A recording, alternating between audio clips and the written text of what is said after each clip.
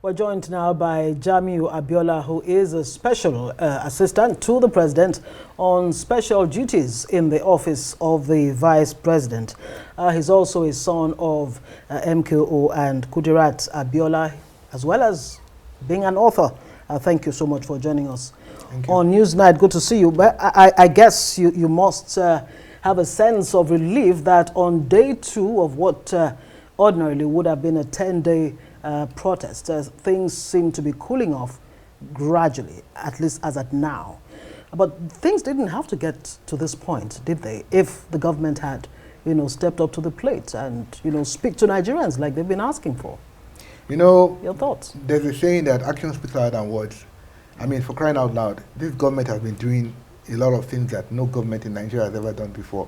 So do they have to now come and start speaking? They say empty barrels make the most noises. This government is a government that has shown so much love for Nigerians because of the fact that the government realizes that Nigerians have been having pains, and the government realizes Nigerians are victims of broken promises. Months, years, decades, Nigeria's problem did not start today. So when this government came, the president said it himself, that he feels the pains of Nigerians. What is actually paining me personally is for people to think they cannot reach out to the president.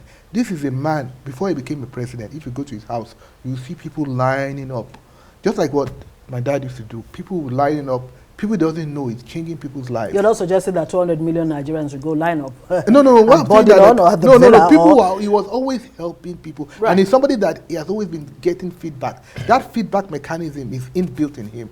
That's who he is. That's why when he became the governor of Lagos, if you look at the cabinet, he bought an Igbo man, he made him the head of the budget office. He bought different people from different places and he asked them that how should we move the country or state forward, that time in Lagos State. So he's somebody that listens. That's why even the programs he's doing, whenever he sets up a program, whenever he hears any feedback from anybody, he changes it again. This is humility. This is a man that these protesters could have always reached out to. He's an open door policy.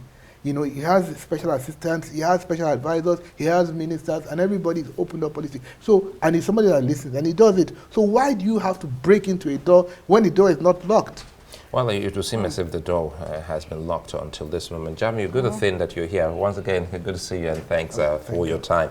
The issues here are enormous, and people feel that the president should have this personal conversation with Nigerians almost on a daily or weekly basis, because we have never gotten to this point in our national life. Recall quickly here, President Roosevelt started a fireside chat in 1933 because of what was happening in America. Now that you know the president more than many Nigerians, shouldn't the president also have a kind of conversation that he can brief the people, even if it's just for 5 minutes?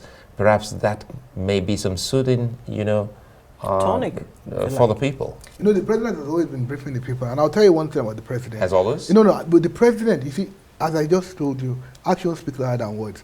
I personally, as a person, believe more in people that actually act, not people that talk. When they talk about politicians, they say, oh, they have sweet mouth, they promise. Look, for the first time, we have a president that is going to be giving youths monies that, because they're not employed, you finish school, instead of just sitting at home, the president took it upon himself to say, we're going to be giving you something till you get a job. We have a president that is trying to solve real problems. Look at it now. The president has spoken to the security agents. Now there's operation, in Delta, in the Niger Delta. Now the oil production, oil theft has been tackled. Now we have started pumping 1.6 million barrels of oil every day. We are moving towards 2 million. Once we get the additional, we're going to start giving local refineries. The pressure on foreign exchange goes down. This is action. This is action. I prefer people I hope you don't lose your train of thought. act. Listening to you now, if that comes from the president, in a conversation with the people, don't you think it will be quite different? If it comes from the president with a conversation with the people, I'm a special assistant to the president on special duties. I work in the presidency. If I'm saying it, how is it not coming from the president? If I come to your house and you are in your room and your son tells me what is on your mind, will I say I didn't hear from you? But wouldn't you be more satisfied if the person you're looking for actually responds to you and gives you, answers to the many questions that you're asking. You say that the president is giving, loans to students and, of course, living wages, to help them, close 3 the million gap, jobs stop gaps. for tech people. There's even the upscale training. They want to retrain artisans. They are, do you know that the president has signed an executive order for them to start producing medication locally? He's going to remove all the tariffs for raw materials so that we can start producing drugs. This man, I believe in action. Oh. We can keep talking about addressing people from here to tomorrow, but I'm telling you that there are things that are happening today, and which is what is painful to me. It's painful to me that people think they have to break into the door when the door is already open. This is an open door policy. Now you've said you want him to address. I'm sure he's looking into that. The president is dealing with a lot of things. When this government came into office, remember what happened in the election? There was no petrol. There was no naira. The whole country was in chaos. That should give you a glimpse of what this man is going through. Then when he now became the president, what happened? Court cases here, court cases there. The same conspiracy theories. I hope you're not making it look like the president is a victim here, because many Nigerians, the youth especially, seem to have lost hope. He has promised them renewed hope. But in the last 1 year plus, they're saying it's not looking hopeful. I'll tell you what's so interesting. So what exactly are these actions? Okay, this government. Okay, now for example, right. Like I just mentioned, now there's a youth investment fund already. There's 120 billion naira in the kitty. That youth investment fund is going to create so much avenue for the youths. And again, the sovereign, national sovereign fund is released $220 million to tech companies, Nigerian tech companies, so that they can boost the youths towards innovation. This is something that's never been done by any president in Nigeria. We also spoke about the student loans. So why should they lose any hope when they have somebody that is doing all these things? But you know what? I believe that all this is happening because of, the devil is a liar, at the end of the day, it's like a man and a wife, the husband is trying his best, the wife will be complaining, even though the man is trying his best, Look, the devil always comes in between people. But personally, we've been praying But the hard. hunger is real. The hunger is real. The cost of living crisis is real. And the president says, and that's why the president, 42,000 from the strategic reserves for the grains, and that's why the president... Do you know any young Nigerians or any person that have received any of those grains, or even the palliatives? Now, all of this stuff now. There is now a very, very strict monitoring system. Even the designated centers that they're going to be selling the rice for 40,000 naira is going to be monitored in a way that nobody's going to be left behind, nobody's going to be cheated.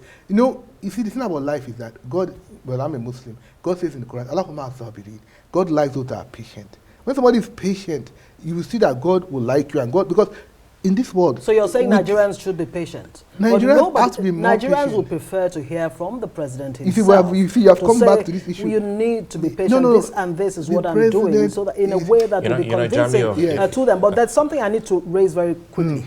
There's ethnic sentiments growing in Lagos, in parts of the southwest, and I'm sure you're aware of that, where a certain ethnic group seems to be targeted. You would expect that by now the president really should be saying something, firmly, to address that before things get totally out of hand. You mentioned a certain ethnic group. I don't know which group is that. Do you want me to say it clearly? No, please go ahead. Yeah, Ndibo are being targeted. In Lagos, and you just mentioned that the president now, when he was governor, appointed Igbos, appointed Southeasterners, which means these sentiments do not reflect his personal sentiments. Why is he not addressing Now, it? I'll tell you one thing that is interesting. You just mentioned something. I'll tell you what. The former Senate President, Chief Ayim, he just joined the APC recently. I know he's a very, very respectful man in the Igbo. He's a Odogonye Imana, he's a good man. Do you think he would have joined the APC if he thought the president was hostile to the people, the Igbos? Please, we have a lot of national issues. The president is somebody that he has a big heart. Even when the election came up and Peter Obi won in Lagos, there was no contest about it. Nobody said he didn't win. So at the end of the day, the president open door policy, he loves everybody. I don't want us to get so excited because, I know that Nigeria is about to make it. Jamie, we need to go. Sorry, we've been one down. But one of the key things that take away there, you said that probably the president, being a listening president, just might be thinking of having that kind of conversation regularly with the people. It makes a whole lot of difference, and I'm hoping that that is done. We do hope to catch you again on Newsnight. It's a delight having you on this side. Many thanks, Jamie Abiola, son of MKO and Kudirat Abiola.